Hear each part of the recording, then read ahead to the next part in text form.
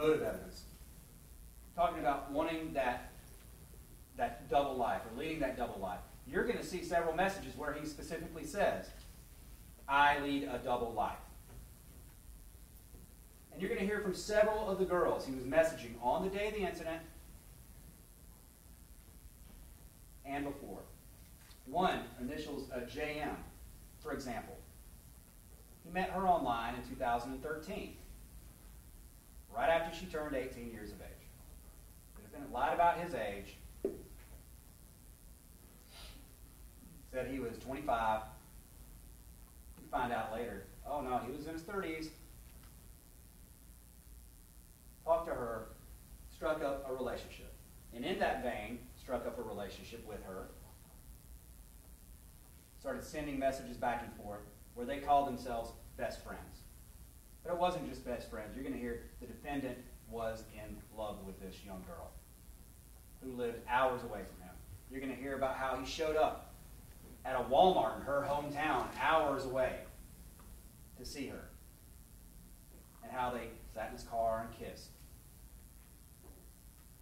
You're going to hear how that relationship continued, and how he even deceived her, told her she was the only one, and you're going to hear about all kinds of girls he was talking to and things like that in this double life. His motive, his obsession for wanting to remove the biggest obstacle to him leading that life. You're going to hear that he told her he loved her, and that around March of 2014, she had started dating somebody, and they kind of broke it off. They still talked, but the guy she's dating found out they'd messaged, and you're going to hear he was very upset about this. And you'll see messages over the course of the next 3 months leading up to the morning of, where the defendant would become despondent that she wouldn't respond to him. And that the days before the murder, just one of these motives, just so you know what's going on in his head,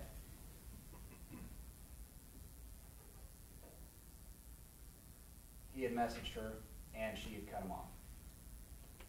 Basically, she was using, or they were using, a messenger application called Kik. Now, what you're going to hear about Kik is it's mostly used by teenagers to message each other. I think we heard that during jury selection. Well, this grown man was using Kik. And that when you decide to get off a Kik or cut off somebody that's messaging you, you get a response that says, this person has left the conversation. This person has left the conversation. Well, in the days leading up to this, it had happened several times over those months, and it happened in the days leading up to Cooper's death. And that on the day before, he said, you're gone again, and that makes me sad. And on the morning of June 18, 2014, he made one last failed attempt and tried to message her with no response. That's just one example.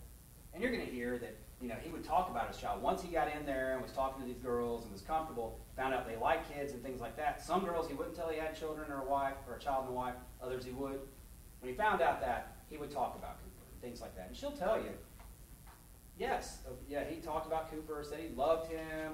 Of course, nobody's going to talk to a girl they're trying to hook up with and say, I really hate my child or anything like that. But you'll hear about that. But you're also going to see that in the months leading up to this, those photographs and those comments lessen. You're going to hear from daycare that 2 weeks before this homicide, before this murder, the defendant had been sending a picture, texting a picture, taking a picture of his son every day and sending it to his wife to say, hey, we got here, he's here, got him to daycare. 2 weeks before this, he stopped. You're going to hear that he told the daycare workers, he's just getting too old for that.